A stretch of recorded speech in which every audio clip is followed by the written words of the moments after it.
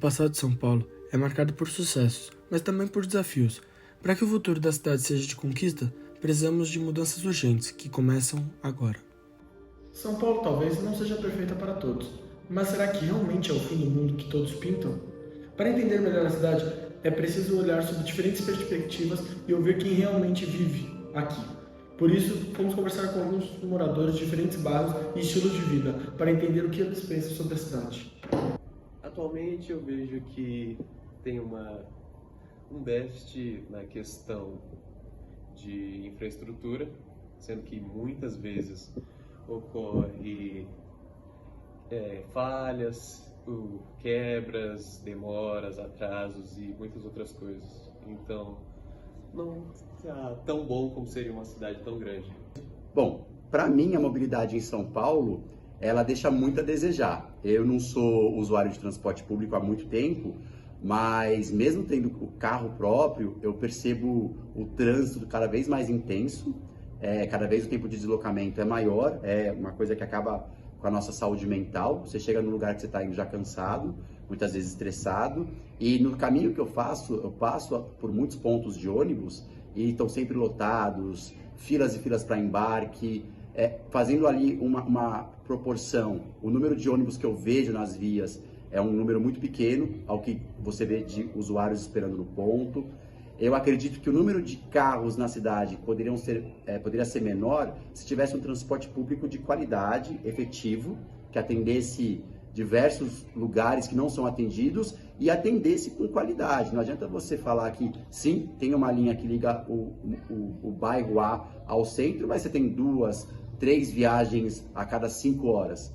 Então eu acho que se eu fosse classificar de 0 a 10 o transporte, a mobilidade aqui em São Paulo, eu daria 3, e eu acho que estou sendo generoso.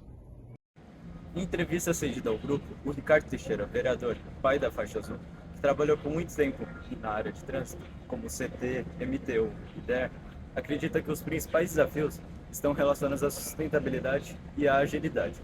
Por isso, ele defende a ideia de distritalizar os bairros. Isso significa que os grandes deslocamentos entre regiões devem ocorrer apenas quando forem realmente necessários. Próxima estação, Next Station, Rede Metroviária de São Paulo. A imponente Rede Metroviária de São Paulo, um dos transportes urbanos mais importantes do país. Composta por 13 linhas que se estendem por 104 km de vias subterrâneas elevadas, ela conecta a cidade em 91 estações espalhadas por diversos pontos estratégicos. Diariamente, mais de 5 milhões de passageiros cruzam seus túneis e plataformas, tornando-se uma verdadeira artéria vital para a metrópole. Premiada internacionalmente por sua eficiência, a rede metroviária de São Paulo oferece uma mobilidade impressionante.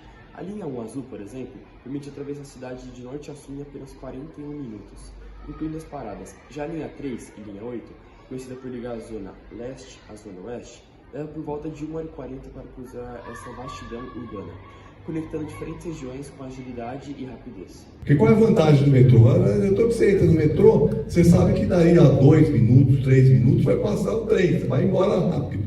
Agora, se você fica num ponto 15 minutos, 20 minutos esperando, né?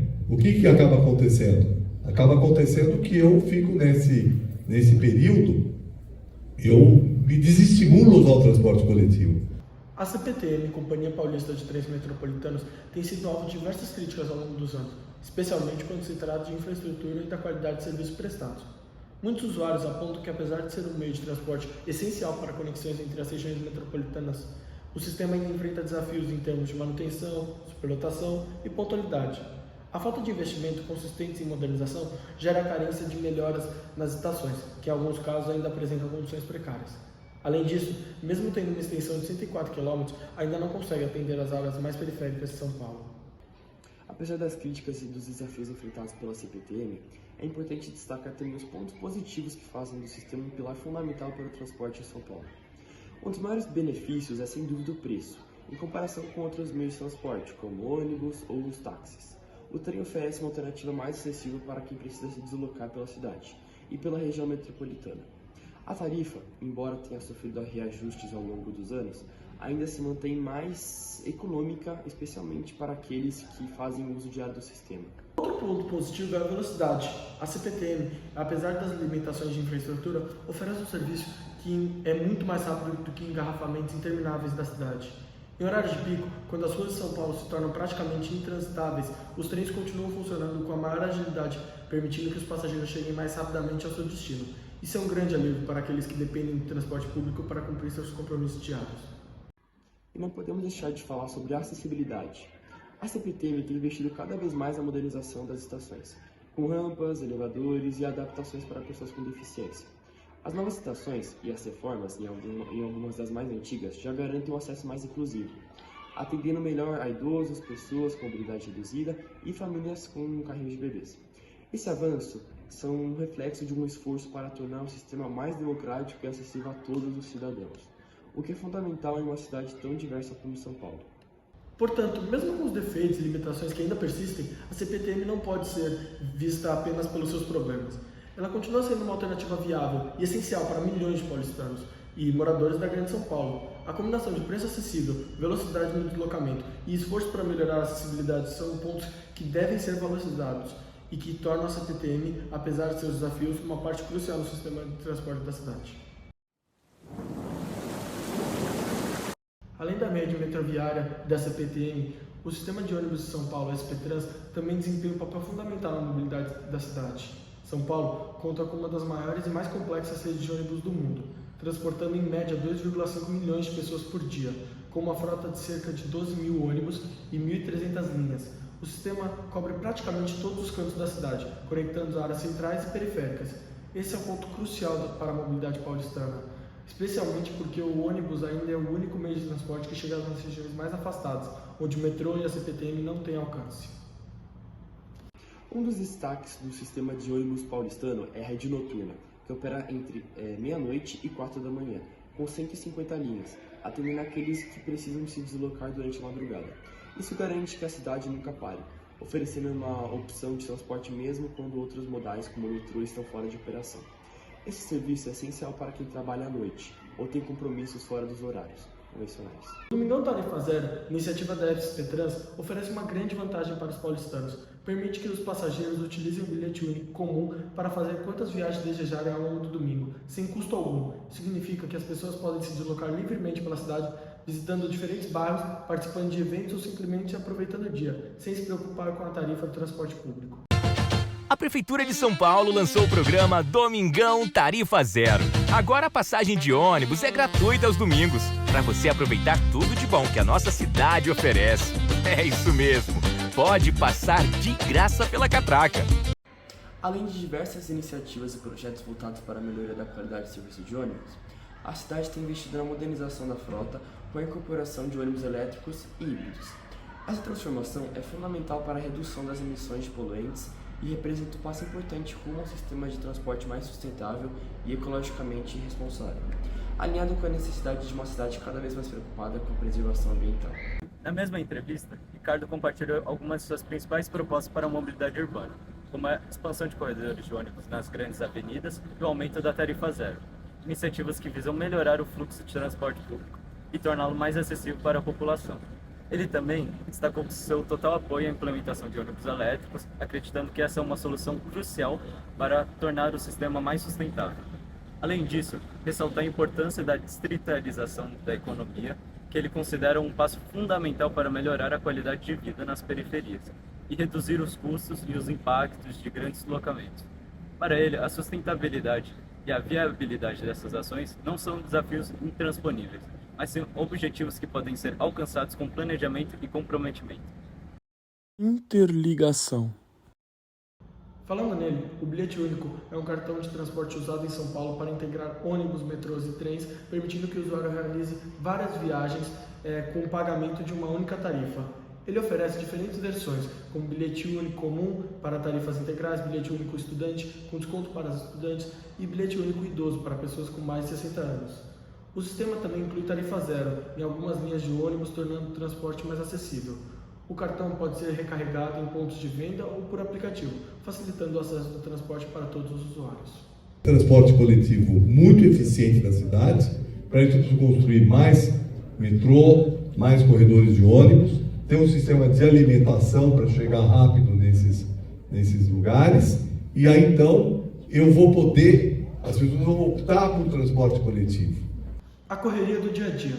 São Paulo, uma das maiores metrópoles do mundo, vive um drama diário, o congestionamento. A cada esquina, a rotina dos paulistanos é marcada por longos engarrafamentos, tornando o tempo das ruas um dos maiores inimigos da cidade. Mas e se a solução para os congestionamentos não estivesse em mais pistas, mas sim em repensar a forma como usamos as vias? Falando um pouco de outras cidades, em Bogotá, a capital da Colômbia, uma ideia ousada foi colocada em prática: retirar uma faixa de cada via para transformar a mobilidade urbana. O que parecia uma medida arriscada, com o tempo mostrou-se revolucionário. A faixa que foi retirada foi dedicada exclusivamente ao transporte público e bicicletas, criando corredores rápidos e seguros para esses modais. O resultado? Menos carros nas ruas, mais pedestres usando o transporte coletivo, mais ciclistas e pedestres.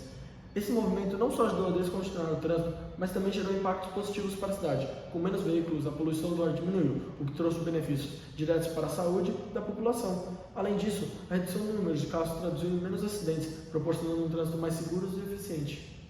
O exemplo de Bogotá nos ensina que muitas vezes o caminho para melhorar a mobilidade urbana não é simplesmente expandir as vias, mas sim transformar a maneira como nos movemos pela cidade, promovendo alternativas sustentáveis e seguras. Talvez seja a hora de olharmos para nossas ruas de uma forma diferente e repensarmos o que significa realmente mobilidade. E falando em repensar a mobilidade, a Avenida Pacaembu em São Paulo traz um exemplo que nos faz refletir sobre o uso do espaço urbano. Em uma simulação, 48 pessoas foram transportadas utilizando diferentes modais. Um único ônibus carregando todas essas pessoas ocupou apenas 50 metros quadrados da via. Já 40 carros, com uma média de 1,2 pessoas por veículo, precisavam de 840 metros quadrados para transportar o mesmo número de pessoas. E se todas optassem por bicicletas? A ocupação seria de apenas 92 metros quadrados. Esses números deixam claro o impacto que nossas escolhas têm no dia a dia. O transporte coletivo e os meios alternativos, como bicicletas, não apenas otimizam o espaço das ruas, mas também trazem outros benefícios: menos poluição, mais fluidez no trânsito e uma cidade mais saudável e acessível. Talvez esteja na hora de São Paulo seguir exemplos como o de Bogotá e transformar o caos em eficiência. A zeladoria, ou seja, a manutenção da cidade, desempenha um papel crucial. Infelizmente, suas deficiências são um dos grandes entraves para quem tenta se deslocar. Calçadas esburacadas, sem acessibilidade, são um problema constante. Elas forçam pedestres, especialmente pessoas com mobilidade reduzida, a disputarem espaço com veículos nas ruas. O resultado? Mais insegurança e menos incentivo ao uso de alternativas sustentáveis, como caminhar ou usar bicicletas. Além disso, a falta de manutenção das ciclovias e ciclofaixas desestimula ciclistas. Muitas dessas estão mal sinalizadas, mal iluminadas e, em alguns casos, bloqueadas por carros estacionados. O mesmo vale para pontos de ônibus abandonados, que deixam que depende do transporte público à mercê do sol, da chuva e da insegurança. São Paulo tem uma infraestrutura que poderia funcionar melhor, mas a falta de cuidado básico fez com que ela pareça insuficiente. Investir em zeladoria não é só uma questão de estética, é garantir que a cidade seja funcional para todos os seus habitantes. A manutenção adequada de calçadas, vias, pontos de ônibus e ciclovias não apenas melhora a mobilidade, mas também cria uma cidade mais inclusiva, segura e sustentável. Talvez seja a hora da gente tratar a zeladoria como algo mais importante do que ela é tratada hoje, talvez até como crucial, porque para a mobilidade ser justa, eficiente e digna, a gente precisa de uma zeladoria boa, a gente precisa de cuidados. O passado e o presente de São Paulo já nos mostrou nossos erros. Agora é nossa chance de criar um futuro onde cada escolha de mobilidade faz a diferença.